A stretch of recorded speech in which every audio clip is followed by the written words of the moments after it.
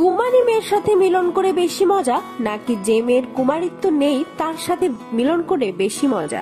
প্রিয় দর্শক, আজকে আমরা এই বিষয় নিয়ে আলোচনা করব।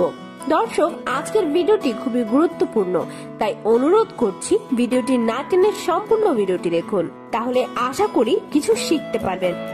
ভিডিও শুরু করার আগে বলে নেই, যারা আমার চ্যানেলে এখনো সাবস্ক্রাইব করেননি তারা সাবস্ক্রাইব করুন এবং যারা আগে সাবস্ক্রাইব করেছেন তাদেরকে ধন্যবাদ জানাচ্ছি।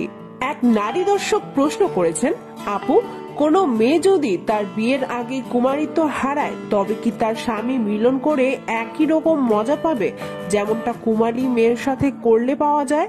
আপু, আপনার প্রশ্নের উত্তরে বলবো, আজকাল আমাদের সমাজে কুমারিত্ব হারানো মেয়েদের সংখ্যা অনেক বেশি। আমাদের সমাজে প্রেমের নামে চলে যৌন খেলা, তাছাড়া হাই জাম্প, সাইকেল চালানো, দৌড়ানো ইত্যাদি কারণেও মেয়েদের সতী পর্দা ফেটে যেতে পারে। তবে যৌন মিলনে বেশি মজা পাওয়া কিংবা কম মজা পাওয়া কুমারিত্বের উপর নির্ভর করে না। কুমারী মেয়েদের সাথে যৌন মিলন করার সময় তাদের সতী পর্দা ফেটে যায়, যার জন্য অনেক ক্ষেত্রে রক্তক্ষরণ হয়। তবে অনেকের ক্ষেত্রে রক্ত বের নাও হতে পারে। তাছাড়া কুমারী মেয়েরা যৌন মিলনের সময় কান্নাকাটিও করতে পারে ব্যথার জন্য। যাদের কুমারিত্ব নেই তাদের অধিকাংশের মধ্যেই কোনো লক্ষণ দেখা দিবে না। অধিকাংশ পুরুষই চায় যে তার স্ত্রী কুমারী হোক। কোনো মেয়ে যদি বিয়ের আগে কুমারিত্ব হারায় তবে সে নিজেকে কুমারী প্রমাণের জন্য নানা ধরনের ছল চাতুরি করতে পারে। তাই অনেক সময় বোঝাই যায় না যে মেয়েটা কুমারী কিনা।